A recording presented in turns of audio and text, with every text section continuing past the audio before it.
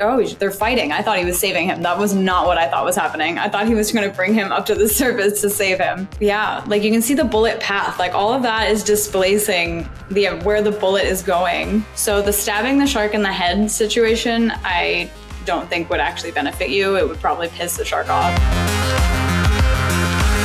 Technically, you can fire a gun underwater, but the longevity of the weapon being exposed to being wet, literally like the gunpowder getting wet, can actually cause it to never go off. And even if you shoot it underwater and you are able to get it to go off, the accuracy changes a lot because of how the water displaces basically the bullet. So slow motion bullet, and also just kind of like scoot off. Maybe you can like learn to not point directly at what you want to hit, so it kind of curves. I don't know. My best friend. So sad. Like the shark just minding its own business, and they're like, we have to shoot it now. I'm like, that's so bad. I don't know, we're going into kelp forest now. Yeah, I guess you have more coverage. So, protection from anything coming in. Scientists used to think that sharks didn't actually the great white sharks didn't go into kelp forest because they would be scared of getting tangled, but then they put a camera on one and saw that it literally was just swimming right through the kelp. So a little bit of misinformation there for that. Hiding from other things, I think it offers some security for sure. Oh, wow.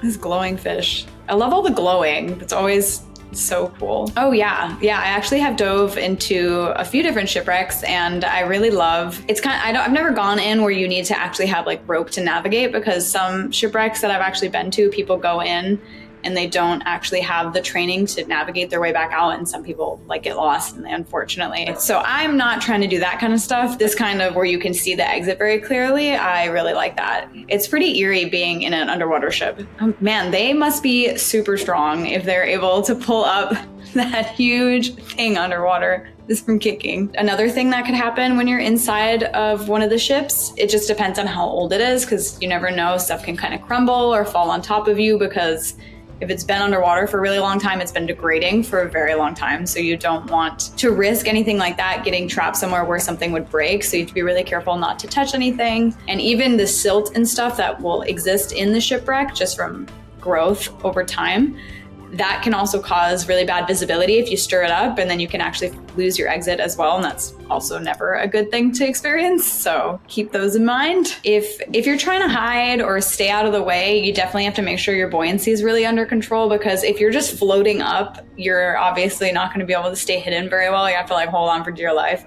So you have to really control that. You can actually control it by your breath a little bit, but also your gear, your equipment, the weights that you have on, your BCD, which is your vest. That's, inflating or deflating the amount of air you have on your back. That's really important. And even these guys like rushing up to the surface, that's really bad for just diving physics, because you can actually give yourself a few different types of diving injuries from doing that kind of really fast ascent to the surface. Yeah, like you can see the bullet path, like all of that is displacing where the bullet is going. Yeah, I just don't think the accuracy would really be there, and the distance that the bullet is traveling, I don't know. Ballistics. I would say one of the biggest things if you had an injury at depth is your body's already under a lot of pressure, and it's kind of compromised just by experiencing that pressure directly on your body. So it could make the injury have a deeper consequence, and just getting to the surface to actually deal with your injuries is something I'm like, I can't even focus on that because of all this shooting that's happening. It's so funny to me. But getting to the surface, if you have an injury, like, look, he's ripping him. They're fighting. I thought he was saving him. That was not what I thought was happening. I thought he was going to bring him up to the surface to save him. Totally misread the situation there. But if you do have that injury and you have to get to the surface, you're not able to ascend quickly like that, because you can actually give yourself other diving related injuries. So that would be a really big risk if you're at that deeper depth. I mean, when you're underwater, like especially at deeper depths and colder water, you need to really make sure the gear that you have is specified for it. If you need a thicker wetsuit, or if you even would need a dry suit once you get to certain temperatures, that's really, really important, just to make sure your body, your thermals in your body are super important. Oh, are we about to blow up? I see shaking. Is this a blast? Sonar blast. Good. I think if you were in that close of a proximity to a sonar blast, you would definitely experience some really deep injuries with the vibrations you experience across your body. I don't know if you'd just be swimming away casually from that. not necessarily accurate, but maybe they have these really specially designed suits that also allow them to not get blown up by sonar or have their organs eviscerated.